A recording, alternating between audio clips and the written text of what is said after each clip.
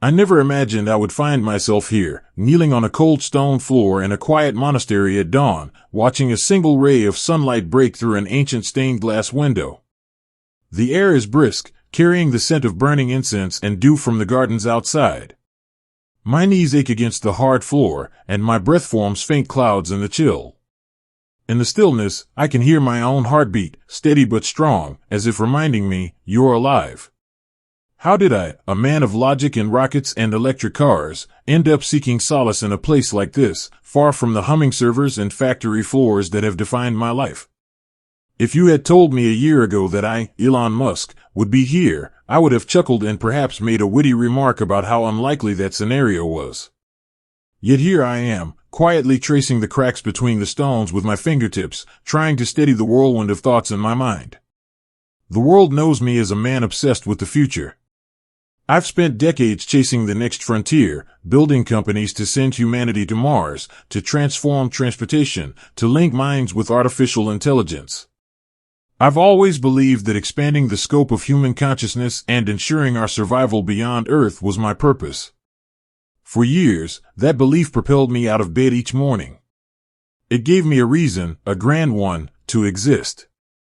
It helped me push through exhausting days and nights, through failures and triumphs alike. Yet, not long ago, on a night like any other, a simple question slipped through the cracks of my busy mind and lodged itself into my consciousness. Are you truly happy? At first, I brushed it aside. Happiness was a secondary concern, I thought. Purpose was what mattered, and I had that in spades. But the question stubbornly echoed in the quiet moments, refusing to be ignored.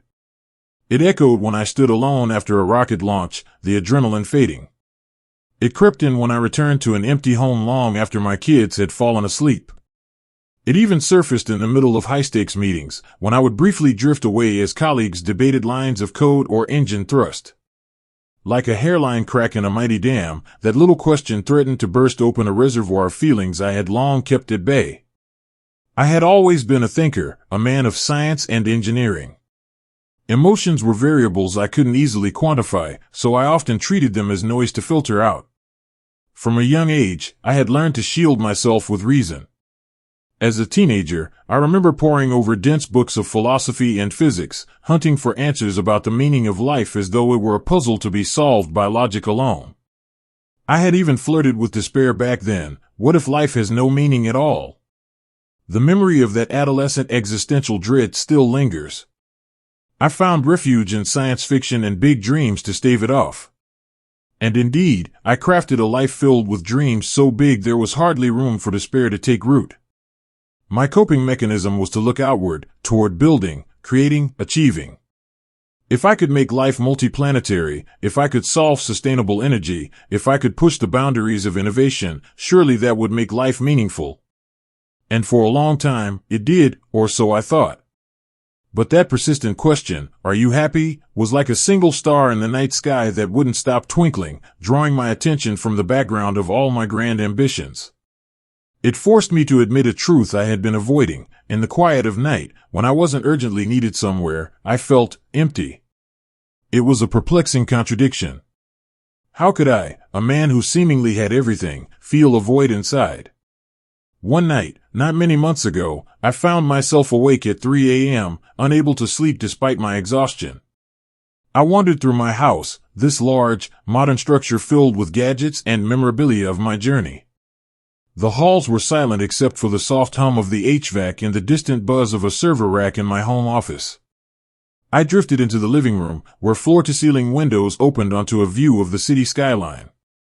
Los Angeles was twinkling beyond the glass, alive and restless even at that hour, but here inside it was just me and the darkness. I sank into the couch, feeling strangely like an intruder in my own home. On the coffee table lay an old, dog-eared book, The Hitchhiker's Guide to the Galaxy. I picked it up gently. The cover's whimsical artwork was familiar. This book had been my companion through some tough teenage nights. It was a humorous take on existential questions, and back then it gave me a way to laugh at the absurdity of searching for the answer to life, the universe, and everything. Spoiler, in the book, the answer was famously 42, a joke that often reminded me not to take everything so seriously. That night, I thumbed through its pages and landed on a passage I had underlined long ago. The author, Douglas Adams, wrote about how insignificant and vast the cosmos is, and how a sense of humor is perhaps humanity's saving grace in the face of an incomprehensible universe. A half-smile tugged at my lips. I have stared at the stars for so long, chasing significance among them, but have I forgotten how to simply be human under their light? My eyes burned with exhaustion, but I knew sleep wouldn't come. So I stayed there, watching the city lights and occasionally glancing at that open book on my lap. The memories it brought back were bittersweet. I remembered the 14-year-old boy I had been, lonely, awkward, buried in books, grappling with questions of God and purpose. The Anglican church of my childhood in South Africa had offered stories, but not the answers my scientific mind craved. So I looked elsewhere. Nietzsche and Schopenhauer gave me bleakness, science gave me possibility. Eventually, I found comfort in the idea that even if life had no inherent meaning, we could create meaning by expanding knowledge and consciousness. Strive for greater collective enlightenment. That became my creed, my personal religion of sorts. And I pursued it with a vengeance. Now, at middle age, with the world regarding me as a man who's accomplished the impossible time and again, I found myself questioning if I had been chasing the right things after all. I had done my best to help humanity ask bigger questions, to reach farther. But in doing so, had I neglected some fundamental piece of being alive? I thought of my children, how I loved them fiercely, yet I'd missed countless bedtimes and school events. I thought of the people who'd come and gone in my life, friends faded, marriages that didn't last, memories I'd filed away while I charged ahead toward the next goal. I tried to recall the last time I had cried, or laughed uncontrollably, or sat without an agenda and simply watched the sunset. I couldn't remember. A soft electronic chime broke the silence, my phone calendar reminding me of tomorrow's itinerary. Tomorrow would be another packed day, design reviews, investor calls, and a flight to Texas to check on a prototype. As I glanced at the list of obligations, a wave of weariness swept over me. Not the familiar physical tiredness, but a deeper kind of fatigue. Is this all there is? The thought flitted across my mind before I could stop it. Immediately I felt guilty. I was privileged beyond measure to be doing work I believed in. How dare I feel unsatisfied? Many would give anything to be in my shoes, to have the chance to tackle the problems I do. Yet, the guilt didn't erase the emptiness, it just buried it under shame, making the ache worse. My eyes fell on a framed photo atop the bookshelf. It was a picture of me holding my first son, swaddled in a yellow baby blanket. Nevada. His name is like a gentle wind across my heart. In the photo, I looked so much younger, my face unlined, eyes bright and filled with wonder as I gazed at the tiny life in my arms. That was one of the happiest days of my life. And also one of the saddest. Because just weeks after that photo was taken, my boy was gone. He died at 10 weeks old, a sudden, inexplicable stop to a life that had barely begun. I felt a familiar tightness in my throat as I remembered that day in the hospital, the desperation of CPR, the monitors that flatlined, the small, still body that we couldn't revive. I remember standing in that sterile room, my world crashing down, and a voice inside me coldly instructing, "Do not collapse. Do not crumble." So I didn't. I went through the motions, made the arrangements, comforted my wife as best I could, all with a numb resolve. Then I buried myself in work harder than ever, as if sheer momentum could outrun the pain. It was in that grief that SpaceX was truly born, because if I stopped to feel, I feared I would drown in sorrow. Work became my lifeboat. Logic my shield. A drop of water lands on my hand, startling me. For a second I think a pipe is leaking from the ceiling, until I realize it's a tear, my tear. When was the last time I allowed myself to cry over Nevada? I gently wipe my cheek, embarrassed even though no one is here to see me. In the reflection of the dark window, I see the faint outline of a man, rumpled t-shirt, hair askew, eyes glistening. The image is ghostly, superimposed on the glittering city beyond. A thought occurs to me that I cannot shake. All these years, I've been chasing stars and forgetting the light of the candle in my own heart. I leaned forward, elbows on my knees, and buried my face in my hands. And in that posture, alone in the hush before dawn, I finally surrendered. I whispered into my palms, I'm not happy. I'm not at peace. Saying it aloud felt both terrifying and liberating. My words vanished into the emptiness of the living room, but they hung in the air all around me. I had admitted it, something vital was missing, and I could no longer pretend otherwise. The following day, I went through the motions as expected, meetings, calls, inspections, but I was like a ghost haunting my own life. I replayed that midnight moment in my mind over and over. I knew I needed to do something about it, but what? You can't exactly schedule an epiphany or engineer inner peace as you would a piece of software. I considered speaking to a therapist. I considered taking a vacation, though I hardly remembered how to relax. Nothing seemed adequate to address the enormity of that emptiness I'd uncovered. Weeks passed, and the restlessness inside me only grew. I found myself drawn to books and articles on mindfulness, psychology, even spirituality, subjects I'd once dismissed as too abstract or soft.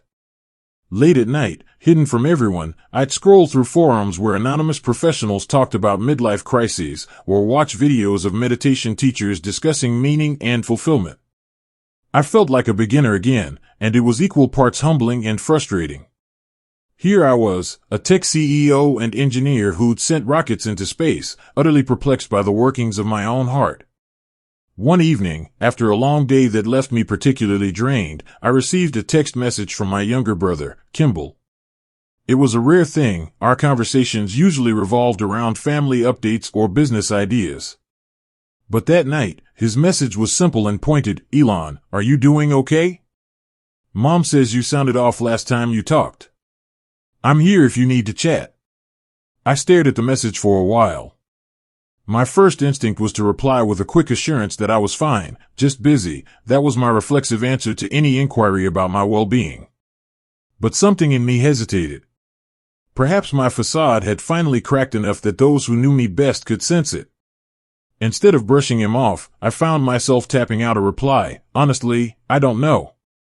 I've been feeling strange. Like something's missing. Hard to explain. His response came almost immediately, not hard to explain at all. You've been running at 100 miles per hour for decades, bro. Maybe it's time to slow down and breathe. Remember when I dragged you to that meditation class in Boulder and you joked the whole time? Maybe try something like that again, no jokes this time. I had to smile at the memory. In my 20s, Kimball had once taken me to a community meditation circle during a visit. I lasted perhaps 10 minutes sitting cross-legged before whispering to him that my foot had fallen asleep and that this was a bunch of hippie nonsense. We ended up leaving early and grabbing burgers instead, laughing it off. The notion that I would ever voluntarily do something like that again seemed laughable, yet here I was considering it. That night, I hardly slept. I tossed and turned with Kimball's words merging with my own persistent inner voice. Time to slow down and breathe. There was a longing in me now that work couldn't fulfill, that no technological breakthrough could sate. As the first hint of dawn glowed on the horizon, I realized what I needed, or at least where I needed to start. I had to step away for a bit. To retreat, literally, from the life I had built, and confront this inner void head-on. The decision felt enormous and a little frightening. I have responsibilities, companies to run, projects that millions of people are invested in. I couldn't just disappear. But perhaps I could delegate and take a short sabbatical. A few weeks, maybe a month at most. The world wouldn't end if I stepped back for a moment, would it? My ego liked to imagine it might, but rationally I knew SpaceX, Tesla, all of it, were sustained by teams of brilliant people, not just me. I often told my teams to take care of themselves, to avoid burnout. Now it was time to take my own advice. Once the idea took hold, a cautious excitement stirred in me. I grabbed my notebook, one I usually reserved for engineering sketches, and instead of drawing schematics, I began jotting down a plan for my journey inward. Where would I go? I wanted somewhere far from the usual chaos, where I wasn't Elon Musk, CEO for a while, just another soul searching for peace. Someplace quiet and perhaps, if I dared to admit it, spiritual. I thought of the monastery that opened this chapter of my story, the very one I would soon find myself kneeling in. A friend of mine, an investor turned philanthropist, had mentioned it once. It was a Buddhist monastery nestled in the hills outside Kyoto, Japan.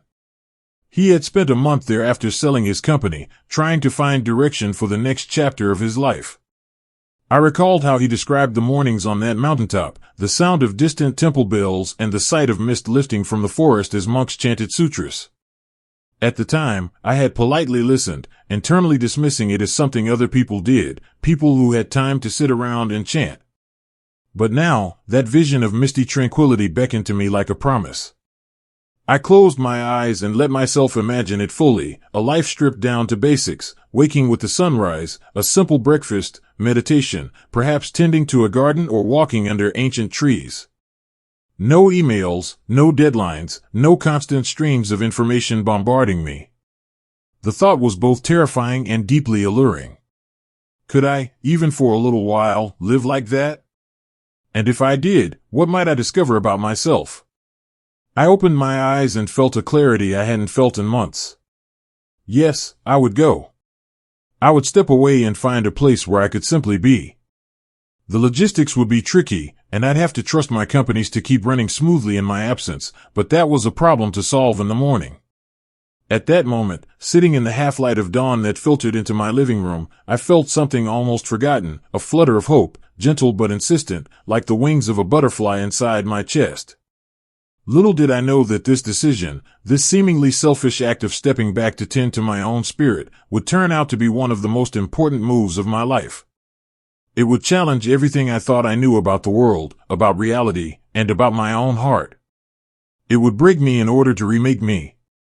And it would lead me, eventually, to kneel on that cold stone floor on a mountain in Kyoto, watching the sunrise with tears of gratitude in my eyes. But I'm getting ahead of myself. The journey from that quiet decision in my living room to the dawn at the monastery was not instantaneous or easy. It was a path marked by doubt, secrecy, and the uneasy shedding of my old self. It began, fittingly, with a plane ticket booked under an alias, a hastily arranged leave of absence, and a one-way flight across the Pacific into the unknown. The jet banked gently as it began its descent, and through the oval window I caught my first glimpse of Japan's patchwork of green forests and neat fields. Dawn was breaking there, too, an orange glow on the horizon. I felt a flutter in my stomach that had nothing to do with turbulence. It was anticipation, yes, but also a hint of anxiety. For perhaps the first time in decades, I was about to step into a day with no agenda, no towering to-do list. I was about to be a stranger in a strange land, with nothing to cling to but my own heart and mind. I traveled under a pseudonym, Elon Musk, using my middle name and surname, close enough to the truth to respond to naturally, but far enough to not raise eyebrows at a random glance. Only a handful of people knew where I was and why, my right hand at SpaceX, the board chair at Tesla, and my family. I had insisted on secrecy. I didn't want media hounding me or investors panicking over my sabbatical. In official statements, it was vaguely termed a personal health retreat. That wasn't even a lie, I supposed. At Kyoto's small airport, I slid through the crowds unnoticed, a baseball cap pulled low over my face. There was a surreal thrill in the anonymity. The man striding quietly through the terminal with a single duffel bag could have been anyone, a backpacker, a middle-aged tourist, not the tech mogul whose name was often splashed across headlines. I realized I liked this feeling, being no one in particular. I had arranged for a local guide to take me to the monastery. A polite man in his 50s stood at arrivals holding a sign that read Mr. Errol. He introduced himself with a bow. "Hello, I am Kenji. Welcome to Japan." We exchanged pleasantries and soft tones as we walked to his car. He thankfully did not pry into my purposes. He only confirmed that we were going to a temple in the mountains outside the city and asked if I needed to stop for any provisions. I couldn't help chuckling. What did one pack for enlightenment? I had no idea. "I think I have everything I need," I replied. In truth, all I had were some clothes, a notebook, and a mind full of questions. The city fell away quickly as we drove into the hills. Cherry blossom trees, not yet in bloom, lined portions of the road. It was early spring, a time of renewal. Perhaps intentionally, I had timed my journey to coincide with nature's own season of rebirth. As we climbed higher, the roads narrowed and the modern buildings gave way to old wooden houses and terraced rice fields. Mist clung to the valleys below us like a white sea. At last, we reached a weathered wooden gate flanked by stone lanterns covered in moss. Beyond it, a footpath led through a dense grove of cedar and pine. "This is as far as I can take you by car," Kenji said softly. "The monastery is a short walk ahead. They prefer to keep the grounds quiet." I appreciated that already. He helped me out and handed me my bag. Before I could thank him and say goodbye, he added, "If you need anything, or when you are ready to leave, just call. My number is here." He pressed a small card into my hand. There was kindness in his eyes, the kind that put me at ease. "Arigato gozaimasu," I thanked him with a bow, recalling a bit of Japanese etiquette I had hurriedly looked up on the flight. As Kenji drove off, I stood for a moment, taking in the serenity. The silence was profound, only the rustle of leaves and distant chirping of birds. The morning air was crisp and carried the faint scent of pine and something sweet, perhaps early blooming plum blossoms. I took a deep breath and started down the stone path. Each step crunched softly on gravel and fallen needles. I felt almost as if I were walking into another time. After a short hike, the trees parted to reveal an opening. In the clearing stood a cluster of simple wooden structures with curved tiled roofs, the monastery. To one side, a small temple hall with ornate carvings around its entrance. To the other, a low building that looked like living quarters or perhaps a dining hall. Further beyond, I glimpsed the edges of a vegetable garden and an orchard. A young monk sweeping the path noticed me and approached. He wore saffron-colored robes and had a shaved head that glinted in the soft morning sun. He looked Japanese, perhaps in his early 30s, with a serene expression. "Hello, I'm here to," I hesitated, not quite sure what one says upon arriving at a monastery unannounced. Was I supposed to have applied or registered? My friend had said it was informal, but now I worried, what if they turned me away? The monk saved me from my own stumbling. "You must be the guest from America," he said in English, with an accent but clearly understandable. His eyes held a hint of warmth, maybe even amusement.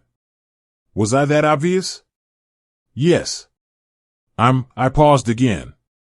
Somehow, giving my name felt fraught. If I said Elon Musk, would he react with recognition, awe, awkwardness? If I lied and said Errol, I'd be living a falsehood in a place where I came to seek truth. A small voice in me insisted, "Start this journey with honesty." I took a breath.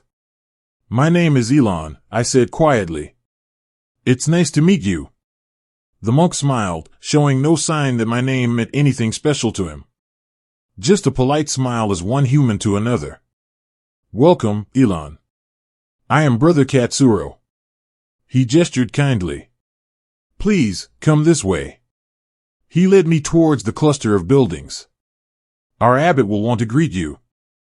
As we walked, I noticed the meticulous care of the grounds. Every stone seemed deliberately placed, the gardens pruned and harmonious. Even the moss on the rocks looked tended. There was art in the simplicity. We entered a wooden hall where shoes were left at the door. I removed my sneakers and placed them aside, stepping onto the smooth tatami mats. The scent of green tea and something herbaceous hung in the air. Katsuro motioned for me to wait and disappeared through a sliding paper door. I stood awkwardly, my duffel at my feet, looking around. The hall was mostly bare, an altar at one end with a large bronze bell and a statue of the Buddha, fresh flowers in a vase, and a few cushions on the floor. Sunlight filtered through the paper windows, giving everything a soft glow. Soon, the paper door slid open and an older man in robes emerged, with Katsuro trailing behind. The abbot. He was maybe in his 70s, stooped with age but with bright, penetrating eyes. A fringe of white hair circled his otherwise bald head, and laugh lines creased the corners of his mouth. He pressed his palms together in greeting, and I hurried to do the same. He spoke in Japanese first, and seeing my non-comprehension, he switched to simple English. Welcome to our home. You have traveled far. I am Abbot Kenzo. I bowed slightly. Thank you, Abbot. I am honored to be here. My name is Elon Musk. I decided to use my full name, letting the truth of it settle in the space. If he recognized it, he gave no indication. Perhaps here, those things truly didn't matter. The thought was oddly comforting. You are welcome to stay with us, Abbot Kenzo continued. We live simply. I hope that is okay. It's more than okay, I replied. It's what I need. He steadied me for a moment, as if gauging something beyond my words. Then he smiled gently. Brother Katsuro will show you to your room and explain our routine. Rest, if you need, from your journey. We will eat together at midday. With that, the abbot gave a polite nod and made his exit. Katsuro turned to me. This way, Elon.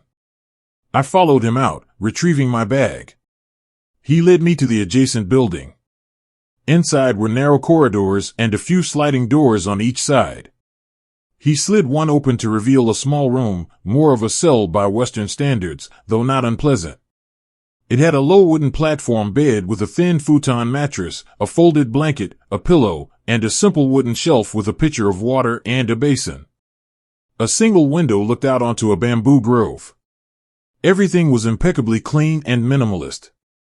There is a robe here you may wear if you want, he pointed to a folded gray robe on the bed. It's easier for meditating than jeans, he added with a slight grin, glancing at my travel-worn jeans. I realized my attire, t-shirt, hoodie, jeans, felt almost loud in this place. Thank you, I said. I'll try it. He showed me where the washroom was at the end of the hall and then explained the basic schedule. We wake at 5 a.m. Meditation and chanting at 5:30. Breakfast at 7.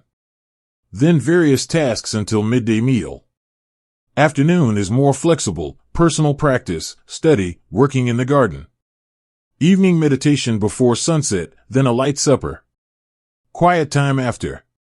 Sleep early. Is this acceptable to you? It was probably the opposite of my usual routine where a 5 a.m. wake-up meant I had only slept 2 hours. But I found myself nodding. Yes. It sounds good. Katsuro paused, then asked delicately, forgive me if this is too direct, but have you meditated before? Only a little, I admitted. I'm not very good at it. He chuckled softly, no one is good at it, until they are. And even then, some days are hard. The key is to just do it without chasing a good experience. There's no winning or losing here. No winning or losing. The concept felt foreign to me. My life had been defined by targets, wins, losses, success, failure. Here, perhaps those metrics didn't apply. I tried to let that idea sink in. I'll leave you to rest, Katsuro said, heading out. We'll ring a bell when it's time for lunch. Feel free to explore a bit if you like the grounds. And if you need anything, you can ask me or any of the others. Thank you, Brother Katsuro, I replied sincerely. When he left, I sat down on the futon. The mattress was firm, the pillow small. Certainly not the plush comforts I was used to, but it didn't bother me. In fact, I felt a strange lightness sitting there in that sparse room. My entire world for the next days or weeks would be contained in this little space and the surrounding gardens and halls. No endless stream of emails, no urgent calls. I had turned off my personal phone and only kept a basic one for absolute emergencies, and I hoped never to hear it. It felt as if I had stepped off a speeding train and the silence around me was the sound of the wind finally dying down. I lay back on the bed, staring at the wooden ceiling. Jet lag tugged at my eyelids, and I decided to rest for a short while. I drifted into a light sleep. A jumble of images flitted through my mind, an amalgamation of recent stress and the new environment. I saw a rocket ascending through clouds, but then morphing into a paper lantern rising into a night sky. I heard the roar of engines turn into the echo of a gong. In the dream, I was chasing something up a hill, but the hill kept growing. Then a voice, maybe my own, whispered, "Be still." I woke with a small start, the dream evaporating but the words "be still" lingering. I sat up and rubbed my face. A glance at my watch told me it was almost noon. As if on cue, I heard the clear ringing of a bell somewhere outside. Lunchtime. I joined the monks in a modest dining hall. Low tables and cushions on the floor. There were perhaps 15 of them in total at this monastery, a mix of ages. They greeted me with nods and gentle smiles but little fanfare. We sat, and a simple meal was served: steamed rice, miso soup, vegetables both pickled and cooked, and green tea. It smelled wonderful and earthy.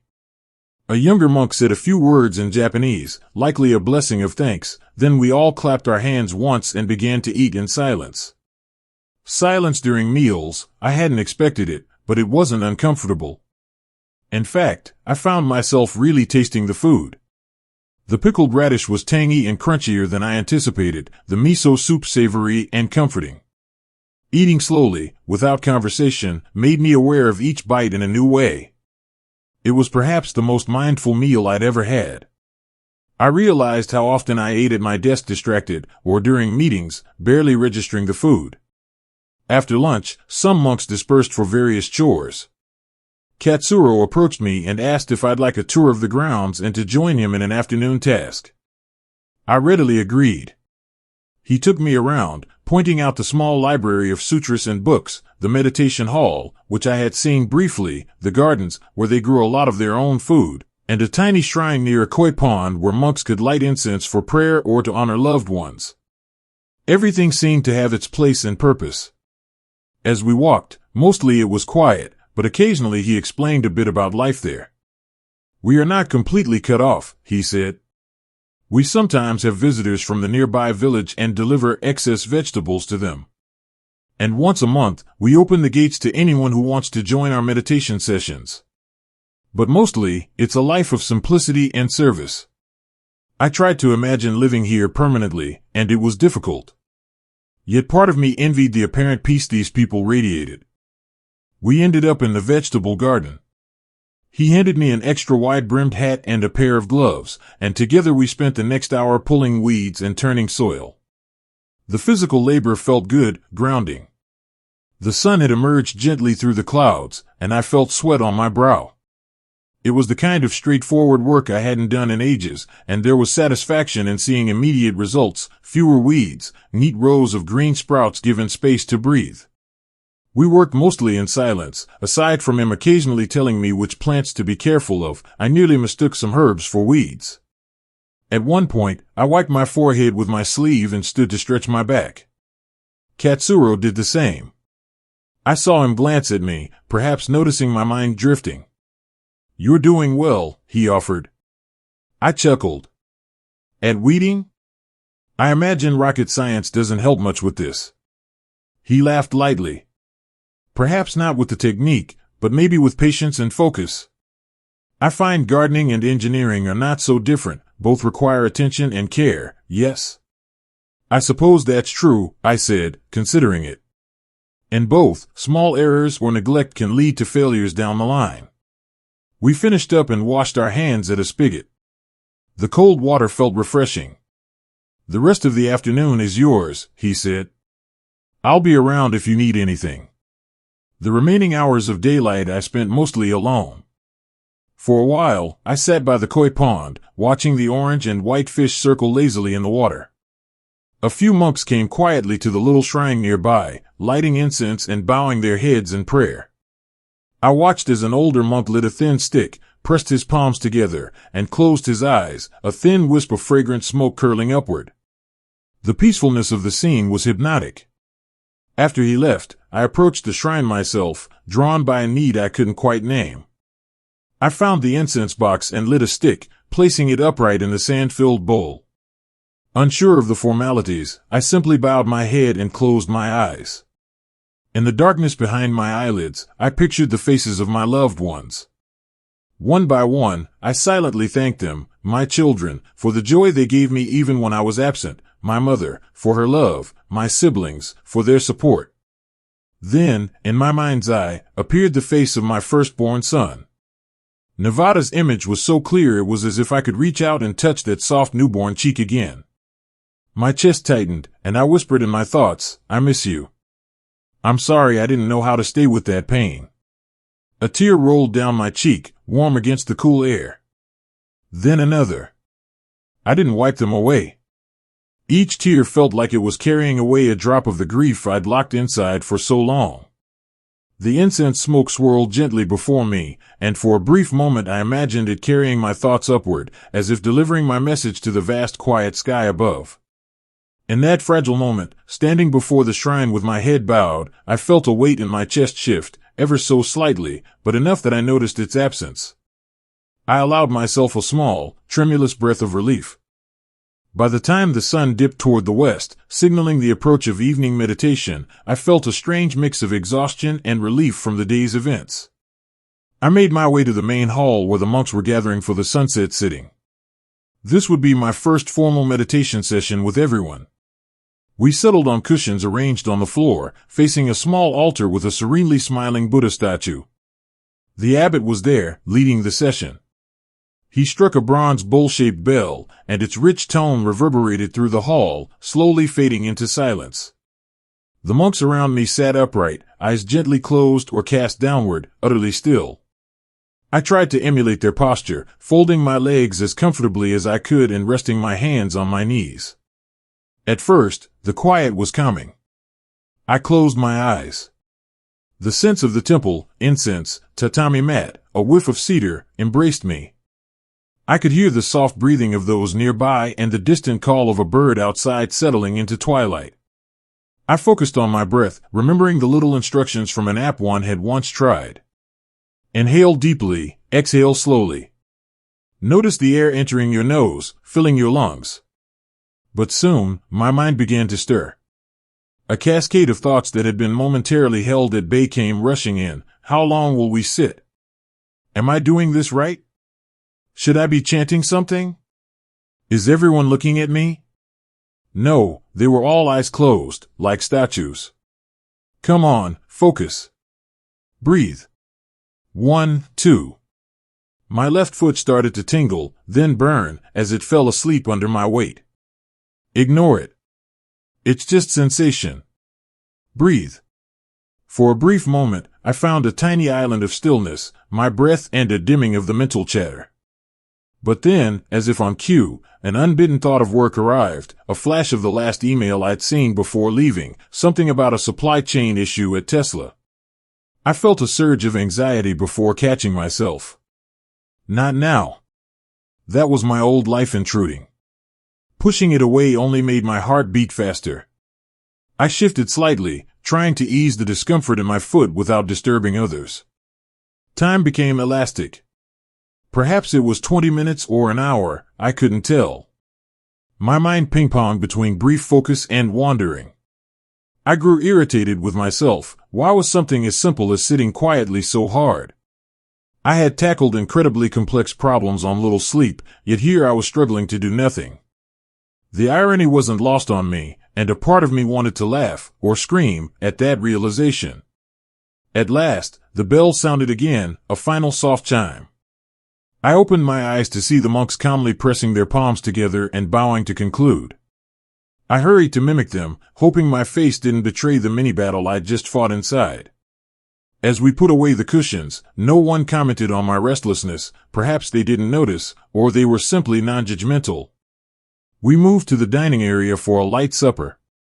This time, quiet conversation was allowed. A few monks chatted gently in Japanese. One or two engaged me in English, asking how I was finding my first day. I answered honestly that it was peaceful but that the meditation had been challenging. An older monk, who introduced himself as Brother Genji, smiled knowingly and said, "Mind is like a monkey, yes. First time, monkey is very wild. But it gets better." I appreciated the reassurance. After dinner, darkness had fully fallen. The monks retired to their quarters or evening tasks.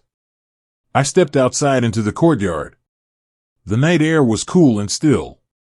Above, the sky was a tapestry of stars like I hadn't seen in years, undimmed by city lights. I found myself drawn to the main gate where the view of the heavens opened up. The Milky Way cut a faint silver swath overhead.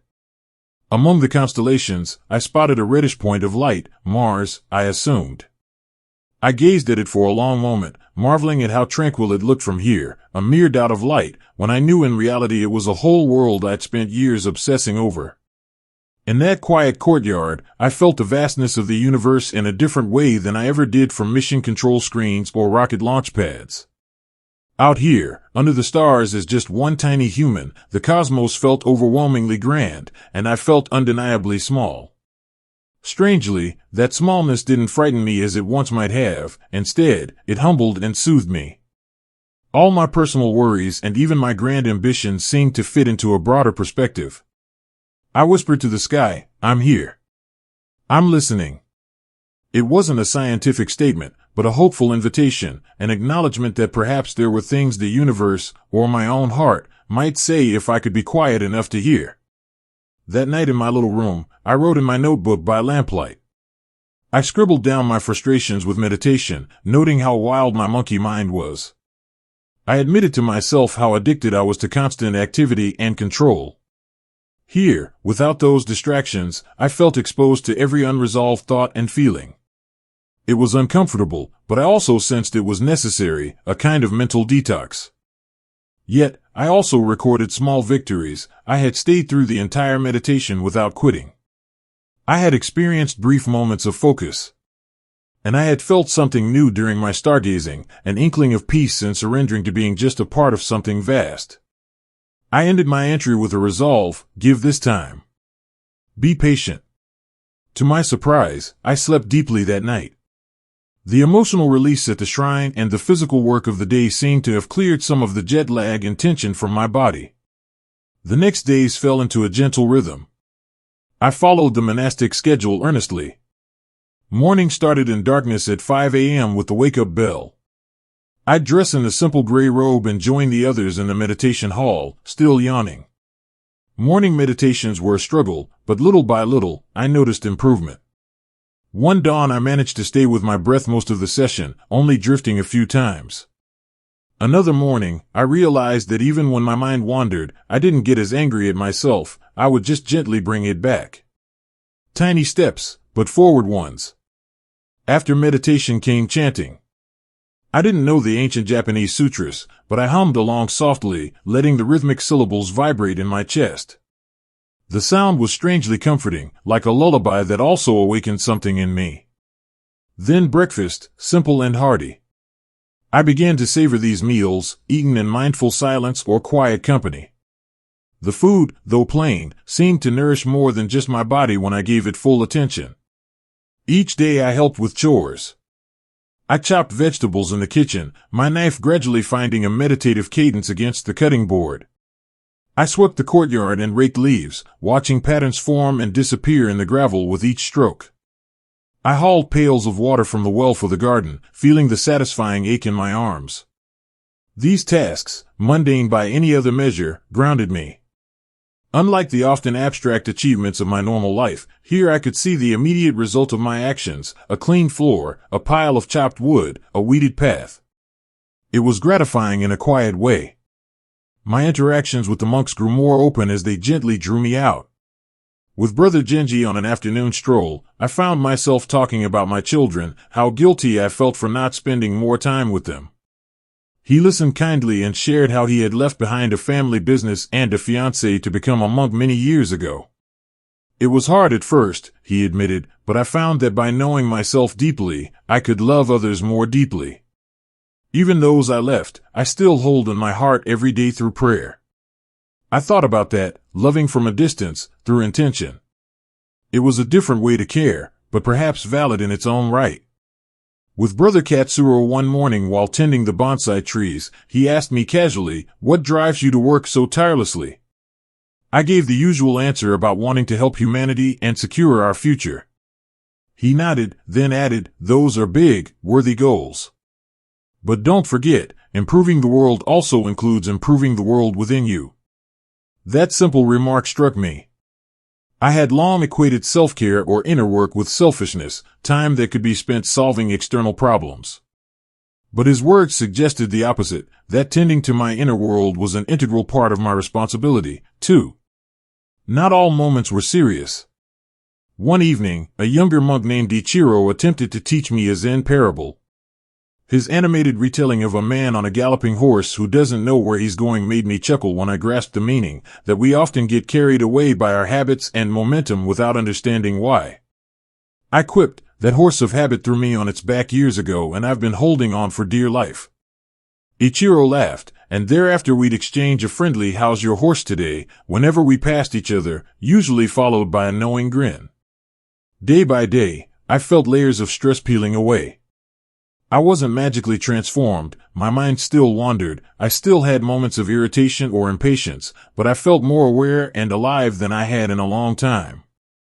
There was a budding sense of contentment in simple routines and an unexpected delight in moments of quiet. When I washed my bowl after meals, I found myself sometimes pausing to feel the water on my hands and the smooth ceramic, thinking of nothing else. In those moments I wasn't CEO Elon Musk or visionary or any label, I was just a human being, washing a bowl, fully present. However, amid these positive changes, I also became aware of a deeper undercurrent within me that hadn't yet been fully addressed. It was as if all my surface-level anxieties were settling, revealing a more profound layer of uncertainty or longing beneath. At night, lying on my futon, I'd sometimes feel it, a kind of heaviness or a question mark in my chest that wouldn't go away with just breathing exercises or mindful dishwashing. I began extending my stay beyond what I originally intended. 2 weeks turned into 3. I notified my team that I needed a bit more time and was relieved to receive their supportive reply. The monks seemed in no hurry to see me leave. I was just another seeker on the path, welcome to walk with them as long as I needed. One bright morning, under a brilliant blue sky, I decided to climb a little higher above the monastery than I had before, to a hill where an ancient maple tree spread its branches wide. From up there, I could see the temple roofs below and, farther, the distant suggestion of Kyoto city's skyline. The morning air was cool and sweet. I sat beneath the maple, crossing my legs on a cushion of dry moss and leaves. I closed my eyes and eased into meditation. The now familiar anchor of my breath steadied me. Inhale, exhale. Sounds of nature played around me, the twitter of a small bird, the rustle of leaves in a gentle breeze, the distant murmur of the city far away, even my own heartbeat if I listened closely. I felt both rooted to the earth and open to the sky. It was time. Time to face what lingered inside. In that stillness, I posed a question inwardly, as clear as if speaking aloud: what am I missing? I listened, attentively, as if expecting some inner voice to reply with a grand revelation. The breeze picked up slightly, rustling the leaves above me. A cloud drifted over the sun, casting a fleeting shadow over the valley, and a chill ran through the air. But inside, there was only silence. Even the birds seemed to have gone quiet, as if the whole forest was listening with me. A minute passed. Then another. My knees began to ache, but I kept still, waiting. What am I missing? I asked again, more earnestly this time. A faint stirring began in the depths of my consciousness, a feeling, not a word. It was subtle, like the first tremor before an earthquake or the distant rumble of thunder before a storm. A faint knot was forming in my stomach, and my breathing grew shallow. My heart beat a little faster, though I couldn't yet name why. I took a steadying breath, trying to maintain my composure. Perhaps the answer wouldn't come in words. Perhaps it would come as a feeling or insight. I scanned through what I knew. I had found a measure of peace here, learned to slow down, to be present. Yet, something eluded me. Was it the meaning of all this? A direction forward? Or some unresolved pain? As I sat beneath that ancient maple, I sensed that something in me was shifting, like a door left long unopened beginning to creak. There was a mixture of anticipation and anxiety rising in my chest. Part of me wanted to stop whatever was coming, to push it back down into the depths. Another part knew I had to let whatever it was surface, if I were to truly heal. I braced myself gently. Unbeknownst to me, I was on the brink of the very awakening I had been seeking, though it would arrive in a way I didn't expect. In the depths of my being, something was gathering, preparing to break through the surface of my awareness, like a great wave building far out at sea. Out of nowhere, an overwhelming surge of emotion rose up. It was as if a dam inside me burst, flooding me with feelings I didn't even know were there. My chest tightened, my breathing became erratic. I felt an immense sorrow, and then fear, and then even anger. My eyes flew open and tears poured out, unbidden and uncontrollable. I wasn't even sure exactly what I was crying about at first. It was just everything, all at once. Images and memories flashed in my mind. I saw my father's stern face from my childhood, recalling fear and confusion from when he would rage at us. I saw the moment of walking away from Justine after our marriage fell apart, the hurt in her eyes. I saw my teenage self, lonely and lost in questions about life's meaning. I saw Nevada, lifeless in my arms. I saw employees at my companies, some admiring me, some terrified of me, and I felt shame for the times I'd been harsh. I saw Earth from space as I'd always imagined it, a pale blue dot, and realized how much suffering and hope coexisted on that tiny speck, and wondered what my role was in it beyond building rockets. I couldn't stop it. This torrent knocked the wind out of me. I doubled over, sobbing into my hands like a child.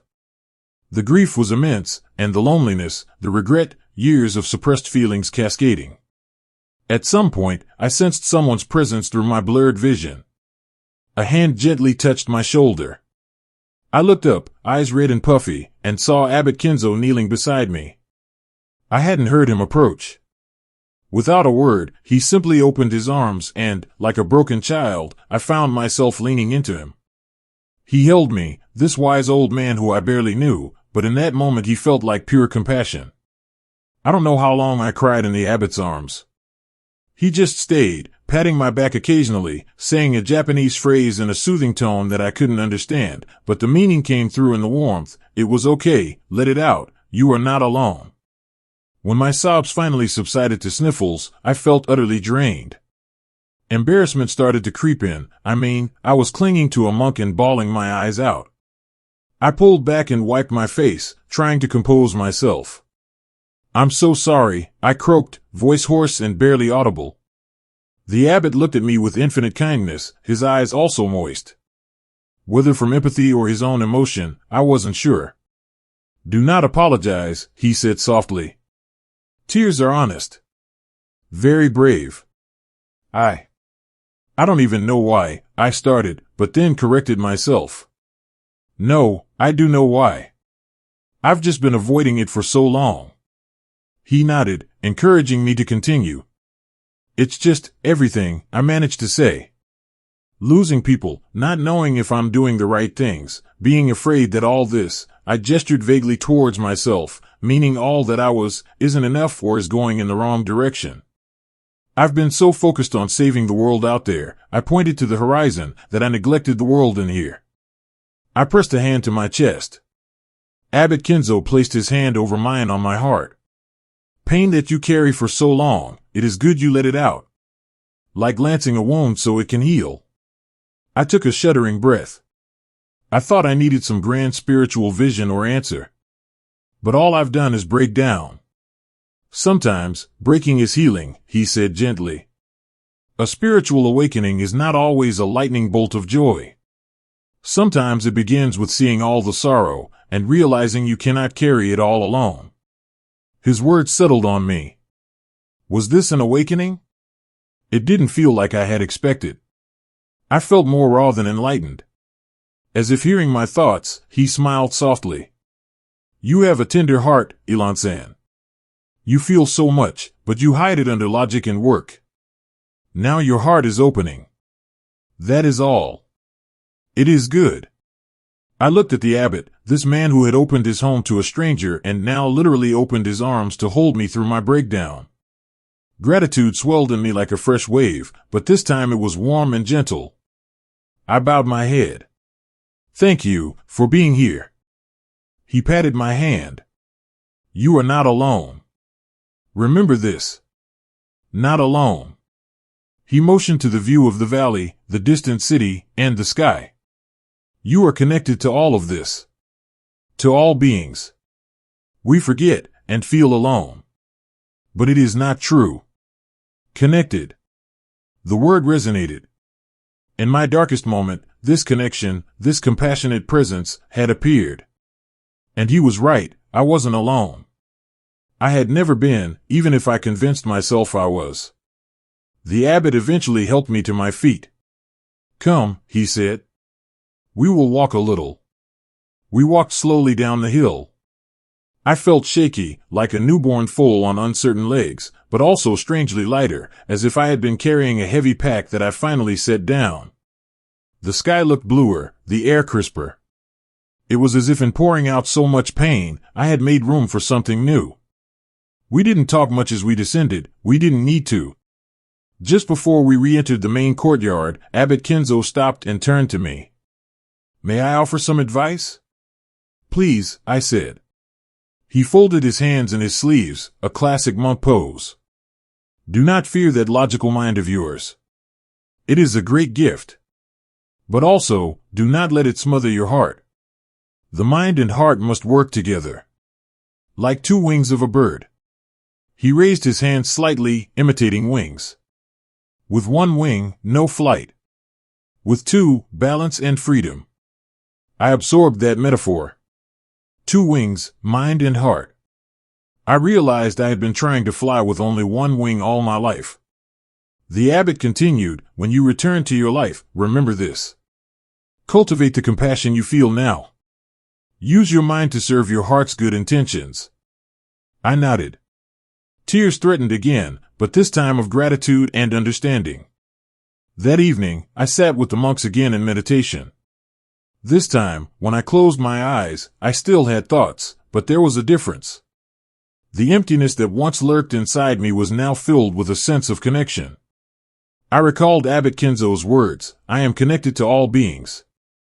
As I inhaled, I imagined I was breathing in not just air, but the shared existence of everyone, my family, my friends, even people I'd never met. As I exhaled, I sent out goodwill. It wasn't a formal technique I'd learned, it just felt right in the moment, a kind of spontaneous loving kindness. For the first time, my mind grew quiet not because I forced it, but because it was at peace. In those minutes, I felt a profound stillness, coupled with a warmth in my chest I can only describe as love. Love for life, for those I cared about, even love for myself, a forgiving, gentle kind of love that I realized I had withheld for a long time. It all flowed together in the silence. My logical brain whispered that perhaps this was just a flood of neurochemicals after an emotional catharsis, but I shushed that thought. Let me just feel this, I told myself. When the meditation session ended, I opened my eyes slowly. I realized I was smiling. Not the public smile I often wore for cameras or meetings, but a true, soft smile from within. I felt new and clean, like the sky after a storm. Later that night, I wrote in my notebook under the light of a single lantern, I broke today. And in breaking, I've begun to heal. I am not alone. I have never been alone. My heart, long guarded, is opening. I feel connected to my own life, to others, to everything. This feels like the beginning of something true. I slept deeply and without dreams, cradled by a feeling of safety I hadn't felt since I was a child in my mother's arms. The next morning dawned bright and clear. I woke early, not to the bell this time but on my own, feeling unusually alert.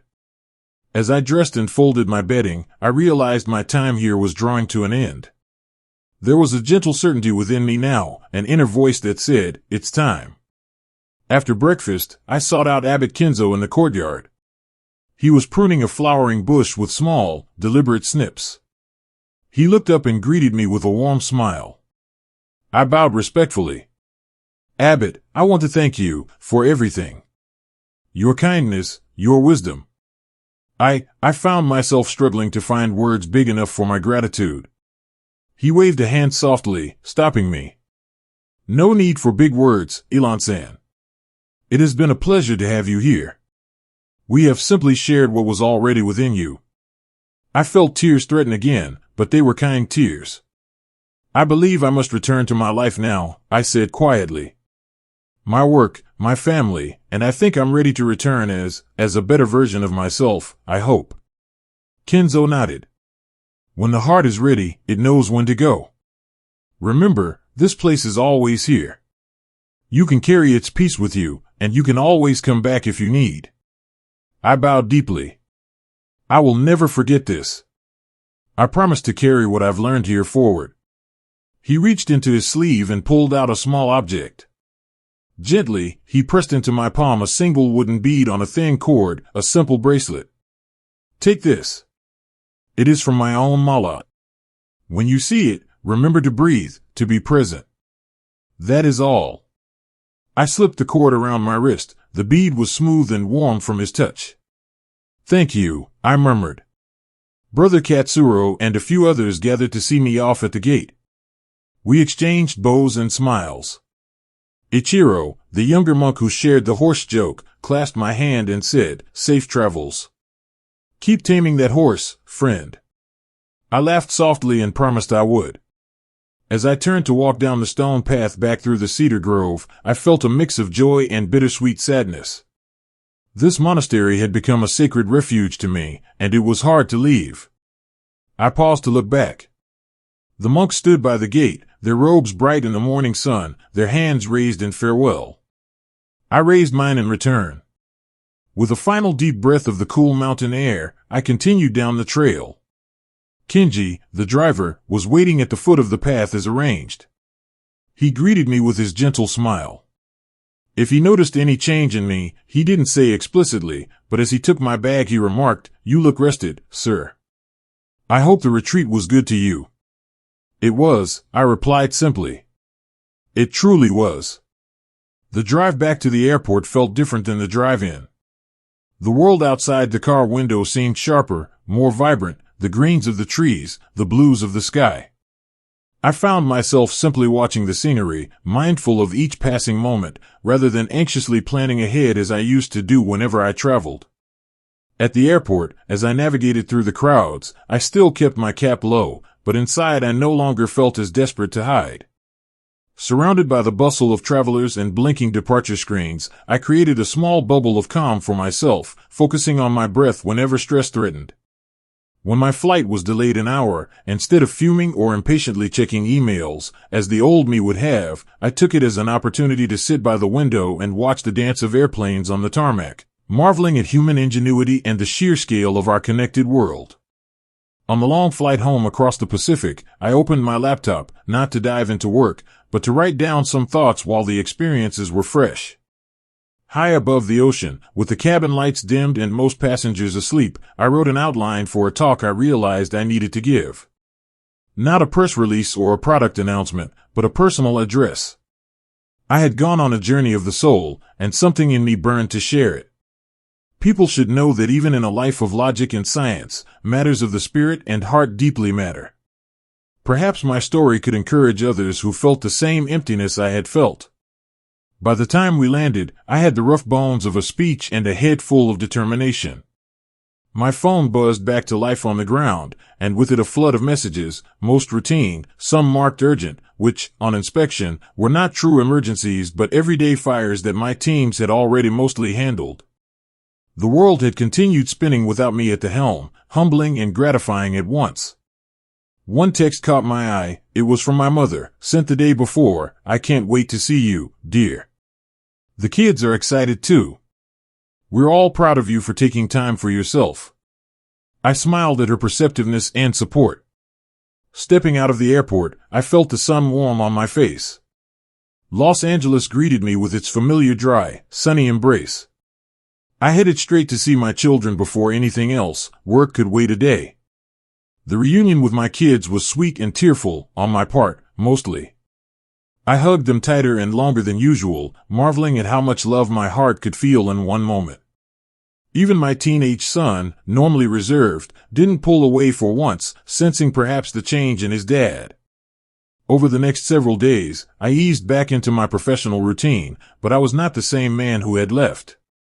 Colleagues and close friends noticed a difference. I was calmer, more patient. I listened more intently in meetings, asking others for their feelings on issues, not just their analysis. When a software bug pushed back a project timeline, instead of erupting in frustration, I surprised everyone, including myself, by calmly encouraging the team and offering them additional support to solve it. One senior engineer, who had worked with me for years, pulled me aside after a meeting to ask half-jokingly, "All right, who are you and what have you done with Elon?" I just chuckled and said, "I've done some upgrading on myself." Of course, not everything was magically perfect. I had moments where old habits tugged at me, impatience when a deal moved too slowly, or irritation when reading a critical news article. But each time, I caught myself, took a breath, and remembered the monk's gate, the incense smoke, the abbot's gentle voice reminding me, two wings, mind and heart together. I also realized that sharing my transformation wasn't just a personal desire, it felt like a responsibility. I had a platform and voice that could reach many. If I, known as a man of science and technology, could openly talk about introspection, balance, and compassion, perhaps it would give others permission to explore those things too, without shame or fear of being seen as weak. So I arranged for a public address. I decided to fold it into an upcoming event where the world was already watching, a major conference where I was slated to talk about future plans for SpaceX and Tesla. Instead of the usual visionary speech about Mars colonies and AI advancements, I informed my PR team that I intended to take a different approach. They were startled, this was unlike me, but they respected my request. I kept the exact content close to my chest, not wanting it to be sanitized or spun by any advisors. A few weeks later, on a mild autumn evening, I found myself backstage at a large auditorium in San Francisco, waiting to go on. Through the heavy curtains, I could hear the murmur of thousands of attendees and the faint whir of cameras. Journalists from around the world were present, expecting big news and sound bites. My heart pounded, but it wasn't the usual stage fright. It was anticipation. This was important, perhaps one of the most important moments of my life. I stood there, hand in my pocket fiddling with the single wooden prayer bead of Abbot Kenzo's that I still wore on my wrist. I closed my eyes for a second. In my mind, I saw the monastery gate, the faces of the monks, my children's smiles, and the vast starry sky above the temple. I whispered to myself, mind and heart, together. My nerves settled. "And now, please welcome Elon Musk," the announcer's voice boomed. I stepped out into the bright lights and applause, feeling remarkably centered. I took a deep breath and walked to the center of the stage, ready to share my truth with the world. As I stood before the podium, the hall fell silent. Rows upon rows of curious faces gazed up at me. Many looked expectant, notebooks and recorders ready to capture the next big announcement about technology or the future. I took another steadying breath, feeling the weight and importance of this moment. "Thank you all for being here," I began, my voice amplified clear and strong in the auditorium. "Tonight, I'm supposed to talk to you about our plans for Mars and for sustainable energy, about new innovations and timelines."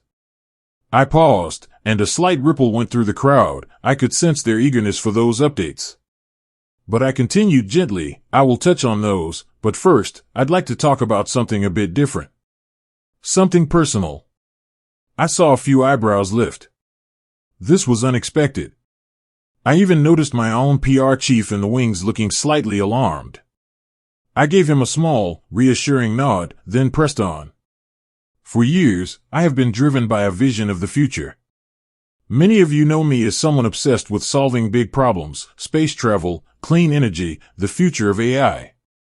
I've often said that we need to expand human consciousness, to ask the big questions, to push the boundaries. And I still believe in those things deeply. I made sure they heard that I wasn't renouncing my life's work. But, I continued, somewhere along that journey, I got so focused on the future that I forgot some important parts of the present. I stand before you as someone who, despite all the outward success, realized he was missing something fundamental. I felt a tremor of emotion in my voice and steadied myself. The hall was pin-drop silent now. "A few months ago," I went on, "I reached a point where I felt lost. Unfulfilled. I know that might sound surprising. I mean, what problems could someone like me possibly have, right? A soft, nervous chuckle escaped me, and a few in the audience smiled faintly. But it's true. I had achieved a lot of my goals, yet inside I felt empty and didn't understand why. I glanced down, gathering courage for the next part. In the front row, I recognized my mother and siblings, and scattered among the audience were a few friends and colleagues. Their faces radiated support. I continued, my voice resolute, so I stepped away. I went on a kind of retreat, far from work, far from the public eye, to figure out what was going on in here. I tapped my chest. I won't go into all the details, I said, though in my heart I relived those details vividly, the quiet mornings, the tears and revelations. But I will share this. I learned that I had been living out of balance. I had been nurturing my mind, my intellect, my ambitions, but neglecting my heart. And a person can only go so long like that before something feels terribly wrong. I noticed many faces softened, leaning in, empathizing.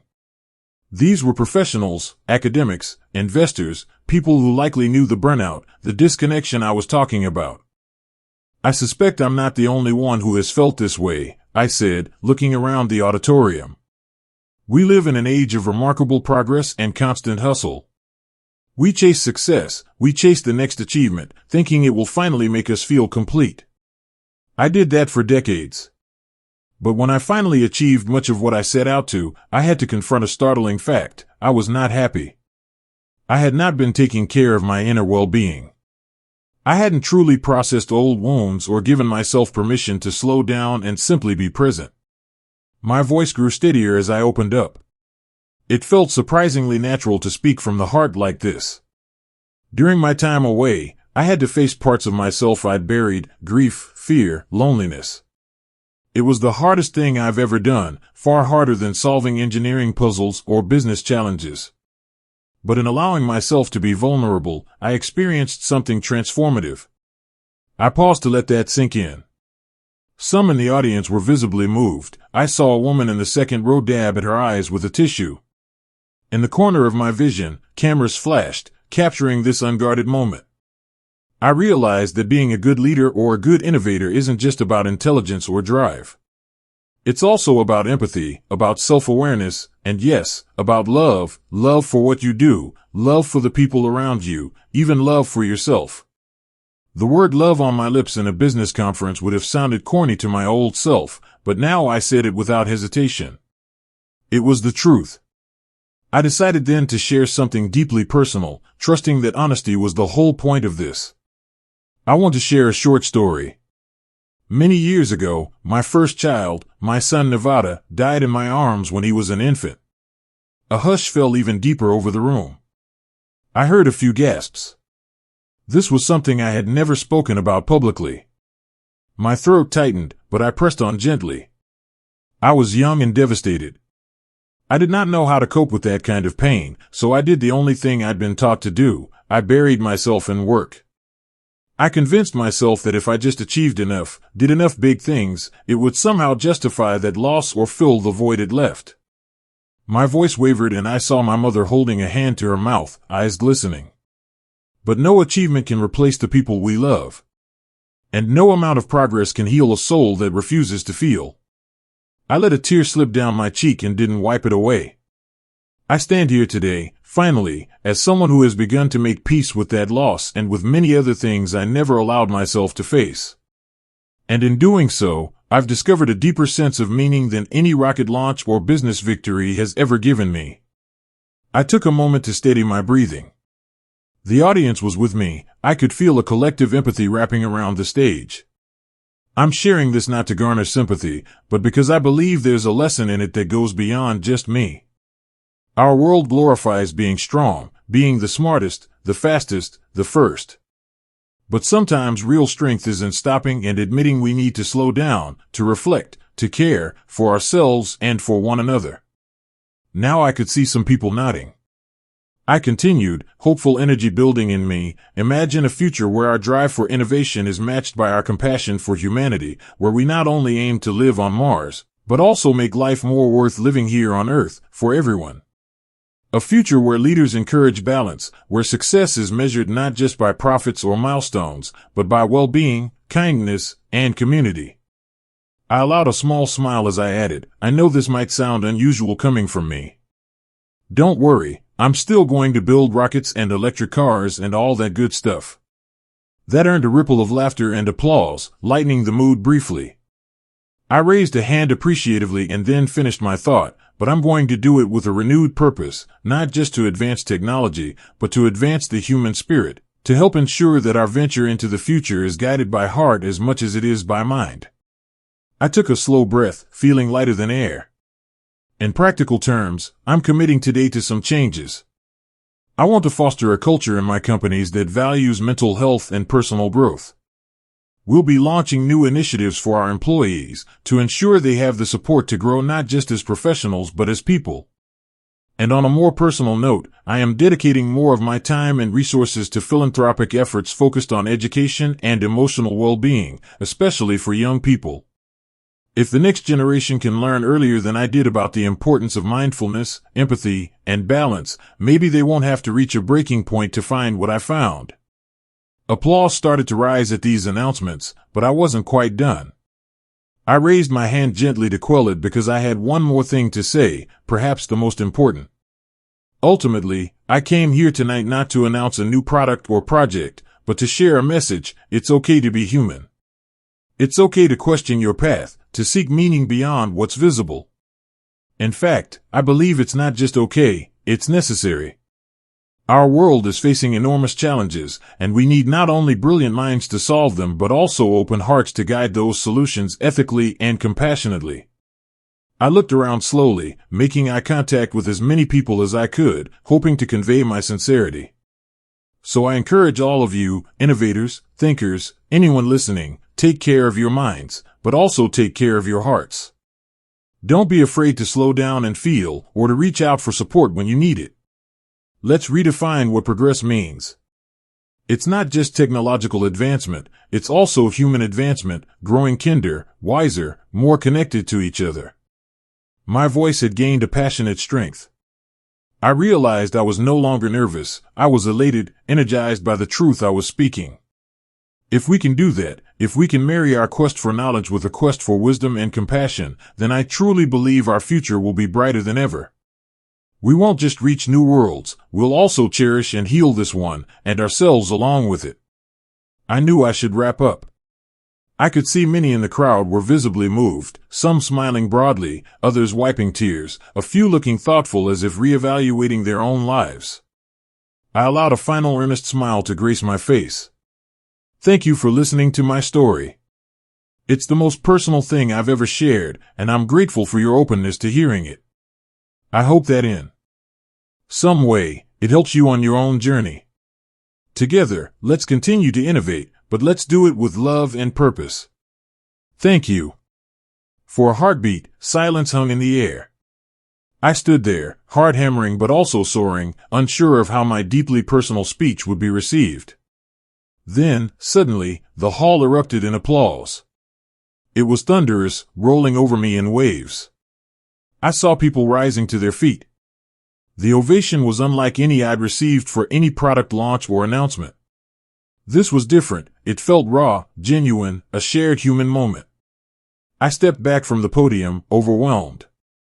I placed a hand over my heart and gave a small bow, trying to convey that the gratitude was mutual. In the front row, my mother was standing with tears in her eyes, clapping proudly.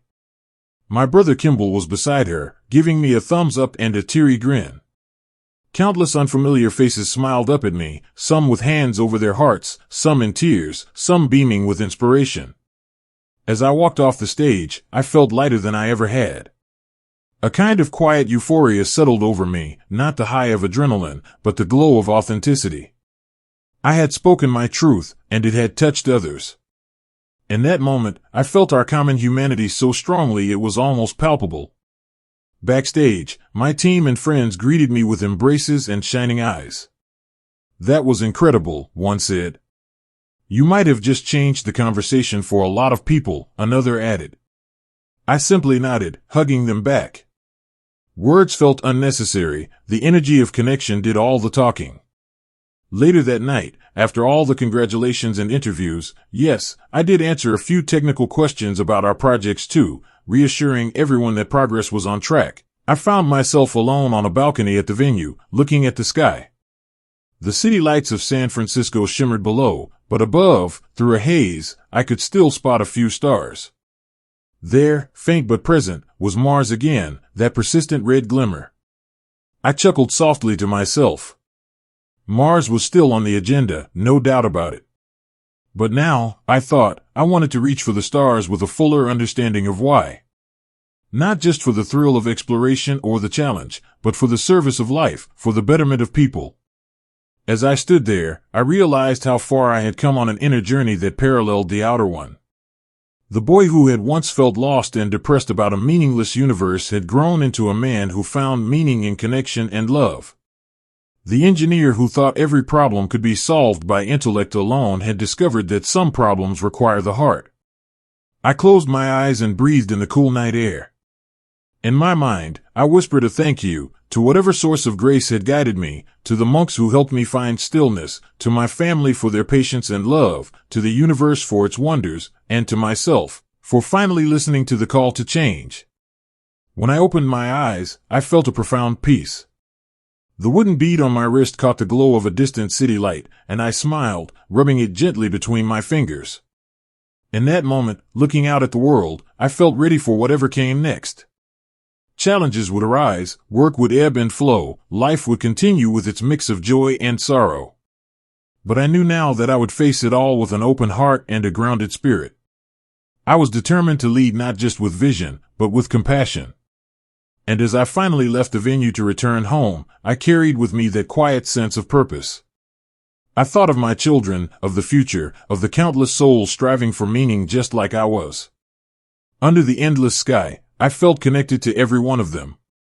For the first time in my life, I was not just hopeful about the future, we would make it to Mars, we would solve many problems, but I was also deeply content in the present. The stars would wait for us, but right here, right now, life was precious and profound. I walked into the night, feeling both incredibly small and infinitely connected to the grand tapestry of existence.